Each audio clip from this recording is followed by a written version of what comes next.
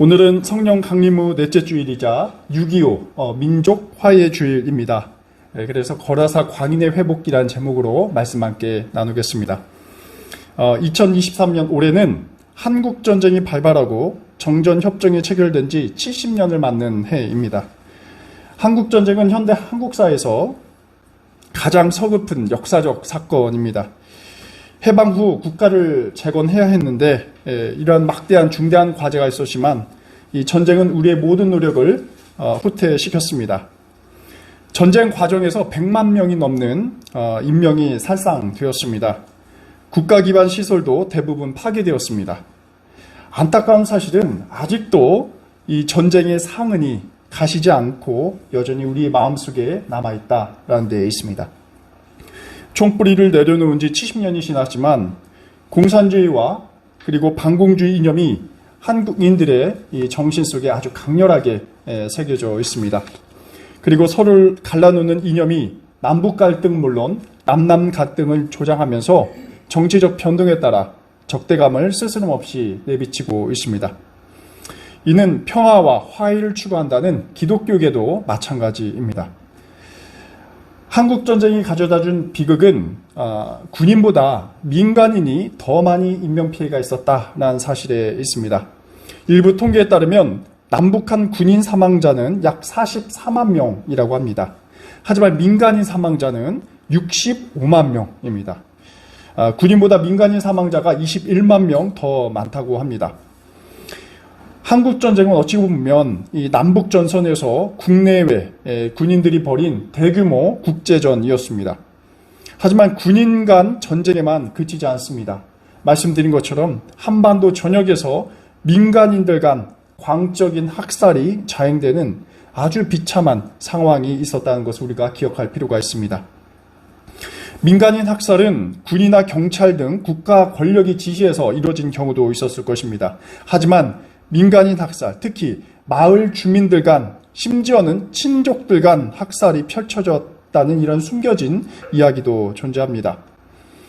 제가 오늘 말씀을 준비하다가 좀 참고한 책이 있는데요. 한양대학교 사학과 교수님이신 박찬승 교수께서 마을로 간 한국전쟁이라는 책을 읽다 보니까 이러한 장면이 굉장히 잘 묘사가 되어 있습니다. 한국전쟁의 특징 가운데 하나는 뭐냐 할 때 그것은 바로 마을전쟁이었다라는 것입니다.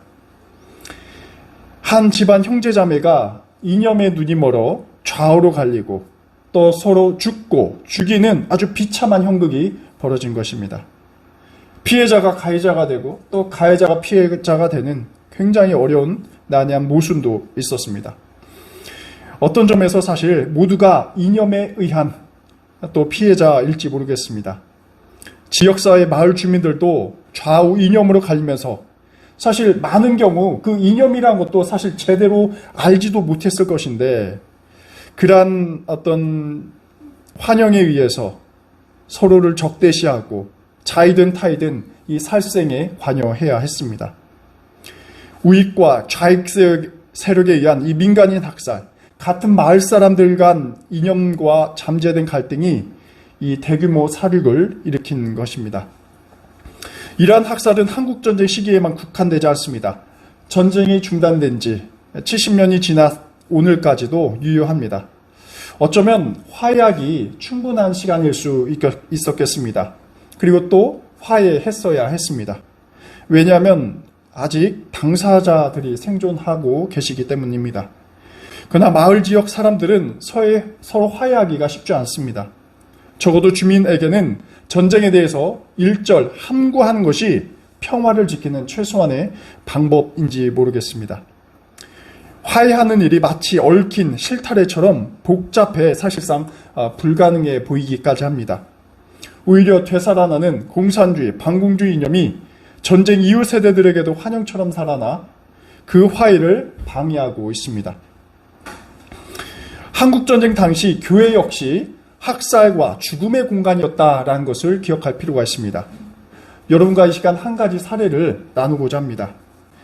김제 지역 기독교인들이 그 한 예입니다.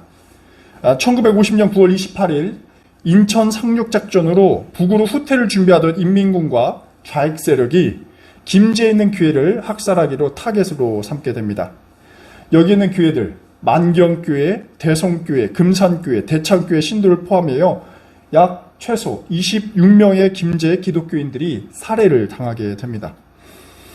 김제에서 이러한 기독교 학살이 자행한 것은 한국전쟁 사실 이전부터 있었던 반공주의적 분위기 때문에 그렇습니다. 이 지역에는 해방 후 정치계와 국회에 관여한 인물이 보수 반공주의 인사였고, 이 중에는 목사와 장로들, 이 기독교계 지도자들이 대거 참여하고 있었습니다. 어찌 보면 해방 직후에 평양 지역 기독교계 목사와 신도들이 이 공산당에 의해서 박해를 당하고 또 토지와 재산도 몰수당하면서 월남하고 있었는데, 이런 분위기를 우리가 생각해 보면 기독교인이 공산주의에 대해서 반감을 표현한 것이 어쩌면 당연한 일이라고 봅니다. 이와 마찬가지로 이 김제 지역 교회도 우익 반공조직의 기독교 지도자들, 이 다수가 관여하게 됩니다. 한국전쟁 초 인민군 세력이 남한으로 확장하고 또 김제까지 영향을 미치자 생존을 위해서 교회 신도들이 인민군에 협력할 수밖에 없었습니다. 하지만 미군의 압박이 계속하자, 그리고 인민군들이 이 마을을 떠나야 되는 상황이 되었습니다. 즉시 마을교회 신도들은 서둘러서 교회에 있는 인공기를 내리고 태극기를 걸었습니다. 미군들에게 자신들은 좌익이 아니라는 하나의 표식이었던 것입니다. 하지만 아직 마을을 완전하게 떠나지 않고 숲속에 숨어 살던 그 좌익들이 마을로 내려와서 신도를 포함하는 주민들을 학살하게 됩니다. 문제는 학살에 가담한 사람들이 인민군만은 아니라는 것입니다. 대규모 학살의 피해자, 특히 기독교 신자들이 피살당하는 이 상황에는 현지 마을 주민들도 속해 있었습니다. 이들은 토착 좌익 세력이었습니다.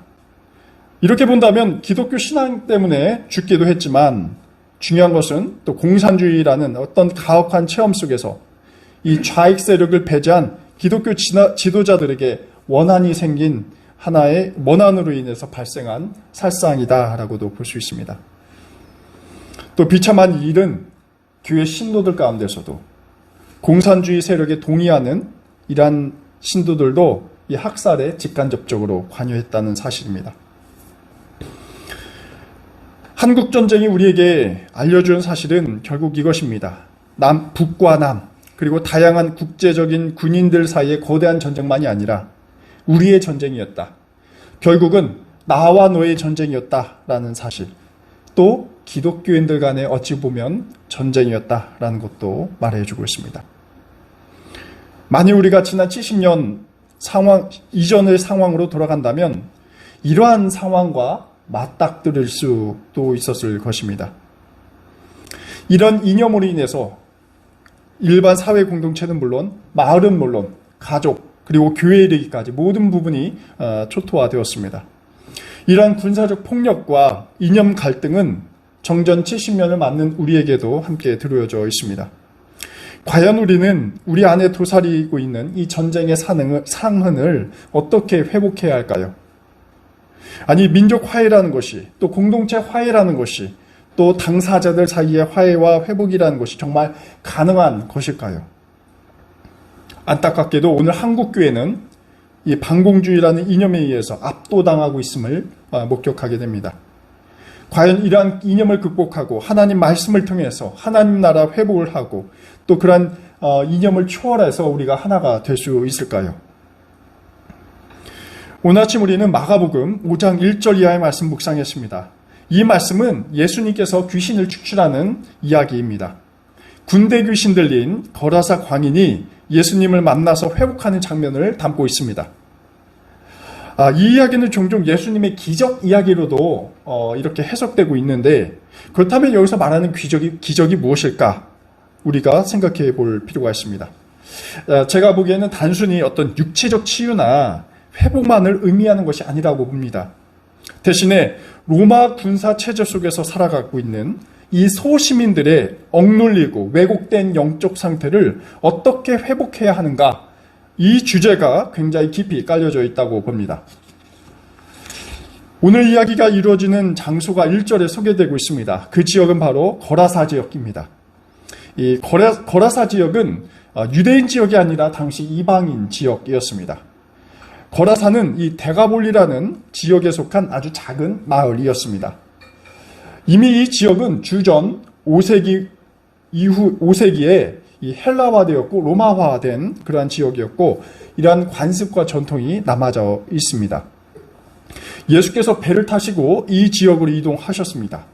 이때 광인 한 사람이 무덤에 나와 예수를 만나는 당혹스러운 사태가 오늘 벌어지게 되는 것이죠. 성경은 이 광인을 굉장히 더러운 귀신 들린 사람이었다라고 묘사하고 있습니다. 3절에서 마가 기자는 이 광인의 모습을 이렇게 묘사하고 있습니다. 이 사람은 무덤 사이에 거처하는데 아무도 그를 쇠사슬로도 묶어둘 수 없었다라고 합니다. 쇠사슬을 끊고 또 쇠고랑도 부수는 굉장히 과격한 인물이었습니다. 그리고 밤낮 무덤에 살면서 그리고 산속에 살면서 괴성을 지르고 돌로 자해하는 그러한 인물이었습니다. 단순히 이 어떤 육체적인 문제가 있는 것이 아니라 정신적인 문제도 있음을 우리가 엿볼 수 있습니다. 이 광인이 그렇다면 기이한 행동을 한 이유가 무엇일까? 그것은 바로 귀신 때문이다 라고 성경은 말하고 있습니다. 바로 이러한 자가 멀리 떨어진 예수님을 목격하고 다가와서 절을 하게 됩니다. 어떤 예수님의 신비로운 능력을 감지해서 그럴 수 있겠다 봅니다. 예수님을 만난 광인은 큰 소리로 예수님을 하나님의 아들로 칭송하면서 자신을 더 이상 괴롭게 하지 말라고 탄원합니다. 아마도 귀신이 광인의 입을 빌어서 자신이 그냥 이 사람 안에 조용히 살아가게 해달라라는 부탁일 수 있습니다. 하지만 예수께서는 이 귀신의 요청을 거부합니다. 그리고 8절에서 예수께 이렇게 명령하십니다. 더러운 귀신아, 그 사람에게서 나와라. 그리고 예수께서 그 귀신에게 이렇게 묻습니다. 내 이름이 무엇이냐? 정체가 무엇이냐라는 것입니다. 그러니 귀신이 이렇게 답합니다. 제 이름은 군대입니다. 우리의 수가 많기 때문에 붙여진 이름입니다. 이렇게 보니 이 광인은 군대 귀신이 들어서 이렇게 괴팍하고 이상한 행동을 한 것입니다. 여기서 군대로 번역된 이 레기온이라는 헬라어인데 이 레기온은 6,000명에 이르는 로마 보병 군대를 말하고 있습니다. 군단 단위를 말하는 것이죠. 군대라는 귀신인데 그 수가 굉장히 많고 그것이 바로 로마 보병의 군단을 말하고 있습니다. 그래서 거라사 광인이 군대 귀신 들렸다는 사실은 단순히 개인 한 사람만의 사건이 아님을 이 대목에서 말해주고 있습니다. 역사적으로 볼 때도 사실 이 데가볼리 지역은 대규모의 로마가 주둔해 있었습니다. 로마 군대가 주둔해 있었습니다. 언제든지 유대 지역이나 또 이 지역을 침투하고 있는 적들에 대해서 공격하기 위한 어떤 전술적인 이 배치였다라고 볼 수 있습니다.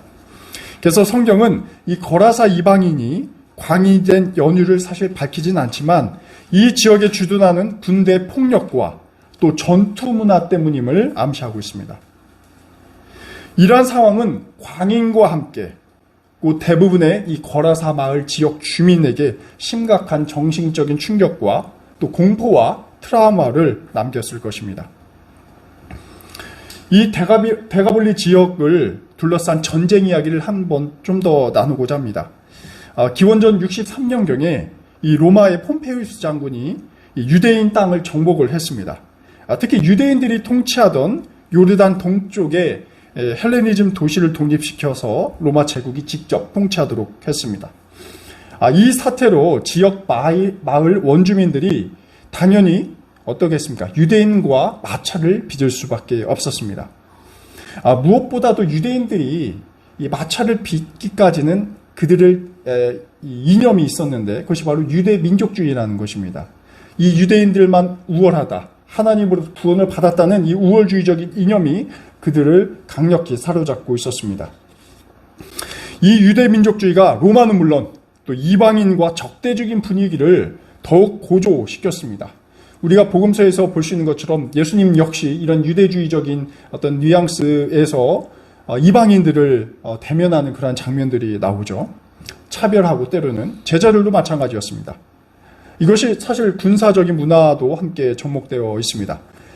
이외에 이제 로마 제국이 대가볼리라는 지정학적 중요성을 굉장히 간파해서 아예 이곳에 로마 군대를 배치해서 대대적으로 통제해 나가게 됩니다. 가령 로마 시대 유대의 역사가 요세푸스의 기록에 따르면 44년에는 대가볼리 도시 중 하나인 빌라델피아 주민과 또 베레아에 거주하는 유대인 사이에 유혈 충돌이 발생해서 피해가 막심하게 나타납니다. 그리고 로마 총독인 파두스가 이 사태를 진압을 하게 됩니다. 또 몇 년이 지난 66년에는 유대 로마 전쟁이 벌어지게 되는데 이 혼란한 틈 속에서도 유대인 주민과 이방인 주민이 서로 죽고 죽이는 삭살이 도처에서 발생했습니다. 가이사랴 지방 이쪽 이방인들이 유대인들을 모조리 살해하는 사태가 발생하자 또 유대인들로 분노해서 보복을 했습니다. 이때 바로 대가볼리의 도시와 마을이 그 타겟이 된 것입니다. 이런 측면에서 볼 때 유대 민족의 역사와 우리 한국의 역사가 굉장히 유사한 점이 많은 것 같습니다.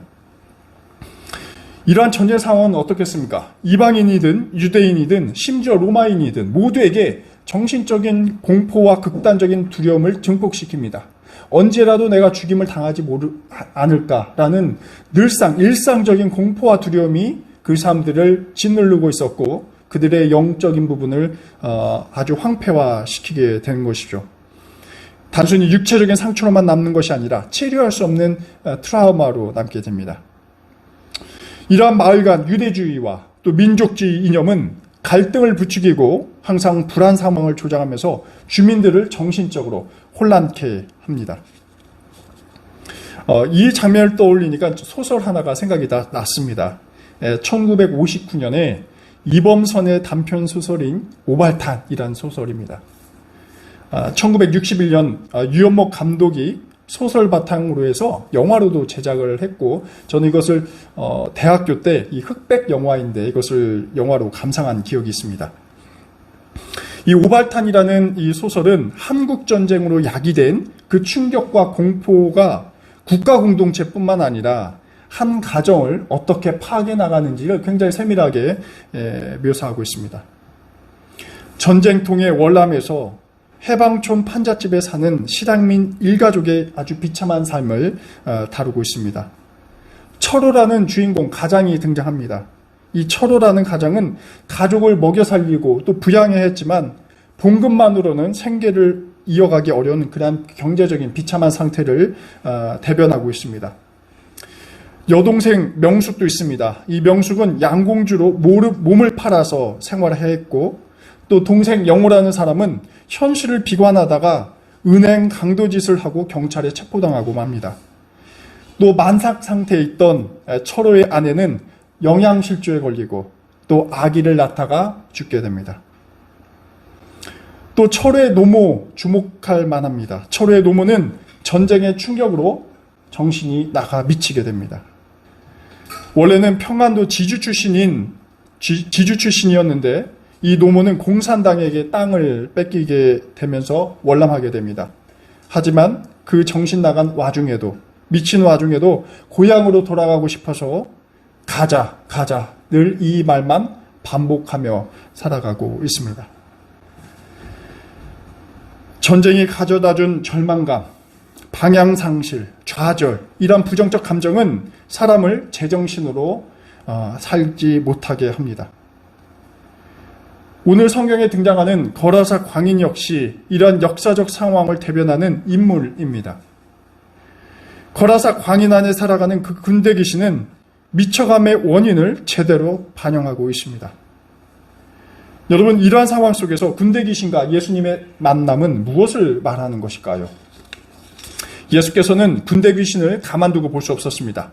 고통당하는 광인은 물론 로마의 군사 문화 속에서 살아가는 민초들의 그 비참한 삶을 그냥 두고 볼 수 없었던 것입니다.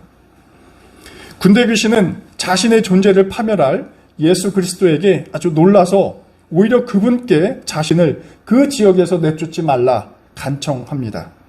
대신에 자신들을 돼지에게 보내서 그 속에 들어가게 해달라 이렇게 말합니다. 이 말은 군대 귀신이 이 자신들 이 땅에서 머물게 해달라는 간청은 이 로마 군대가 계속해서 대가볼리 지역에 주둔하길 원하는 그 속내를 드러내고 있습니다. 예수께서는 이들의 원대로 돼지에게 들어가게 합니다. 그랬더니 기이한 장면이 연출됩니다. 13절에 군대 귀신이 돼지 속에 들어가 약 2,000마리의 돼지떼가 바다 쪽 비탈을 내리다라 빠져 죽게 되는 것입니다. 돼지떼가 바다에 빠져 몰사하는 장면은 군대 귀신의 몰락과 패배와 죽음을 상징적으로 그리고 있습니다. 이는 예수께서 마가 공동체, 오늘의 말씀의 독자인 이 마가 공동체에 보여주시는 하나님 나라를 시각적으로 보여주는 것이기도 합니다. 여기서 우리는 두 가지 의미를 추출해 볼 수 있습니다. 첫째는 군대 귀신에 들려 광인이 된 이방인을 예수께서 회복시켜 줌으로써 이방인에게도 구원이 있다라는 것입니다. 이것으로 오늘 말씀을 듣는 마가 공동체는 어떻겠습니까? 더 이상 이방인을 차별하거나 그들에게 대해서 어떤 유대 민족주의에 의해서 적개심을 품을 수 없게 됩니다. 예수께서는 유대인들이 갖고 있는 유대주의와 민족주의라는 이념을 이 사건을 통해서 제거하십니다. 더 이상 우월주의적인 이념에 사로잡히지 말고 이방인들과 역사적인 화해할 것을 요청하는 것입니다. 두 번째는 이 군대 귀신이 몰살하는 이 장면은 유대인과 이방인 모두 이 모두를 지배하는 로마 제국의 어떤 군사주의에 대한 철저한 패배를 선언하는 것입니다. 식민지화하고 그 지역의 군대를 주둔시켜 유대인과 이방인 모두 자유를 박탈하고 군사화하는 그 경향은 하나님 나라의 본질과 거리가 멀다라는 것입니다. 사실 이 부분은 우리 한국 남한 사회에도 계속 군사화하고 사드를 배치하고 또 군사를 준비하려는 우리의 현실적인 문제를 다시 한번 생각하게 합니다. 오늘 말씀 거라사 광인의 회복 이야기는 정전 70년을 맞는 우리에게 어떤 의미를 던져주겠습니까? 거라사 광인을 둘러싼 한 인물의 공포감과 두려움, 그리고 이를 조장하는 군대 문화, 이것은 다분히 신약시대에만 유효한 것은 아닙니다.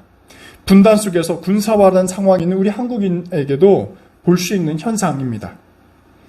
예수께서 기적을 통해서 보여주시는 하나님 나라는 유대인과 이방인들 사이의 이념의 장벽을 허무는 것이었습니다. 또 로마의 이 군사적 힘이 더 이상 무익하다라는 사실을 말하고 있습니다. 이러한 하나님의 역사는 언제라도 전쟁이 도발할 것만 같은 오늘의 한국 현실에 신앙인들만이라도 이념을 초월해서 살 것을 말하고 또 요청하고 있습니다. 그리고 우리 안에 잠재한 전쟁 문화, 군사 문화를 다시금 성찰할 것을 말하고 있습니다. 저는 반공주의 세대는 아니었지만 초등학교 시절 보면은 초등학교 때 강당에 모아서 반공 영화를 틀어준 기억이 아직까지 머리에 남아 있습니다. 굉장히 그 반공 영화라는 것이 끔찍해서 어린이였던 제 마음속에는 아직까지 남아서 굉장히 이 공산당에 대해서 때로는 적개심을 조장할 수도 있고 하는 것을 느끼게 됩니다. 또 군대 문화, 남성들 20대 초반 청년의 이 군대 문화는 더욱더 북한에 대한 적개심을 드러내고 있습니다. 국방백서에 보면 저때 제가 논산훈련소에 입소했을 때는 우리의 주적은 북한이다 라는 것을 거의 쇠뇌당하다시피 하고, 그렇지 않은 것을 드러내면은 바로 얼차려와 보복이 나오게 되는 것이죠. 군대 문화, 우리 한국의 20대 남성은 이런 군대 문화에 굉장히 가까이 있다라고 보여집니다.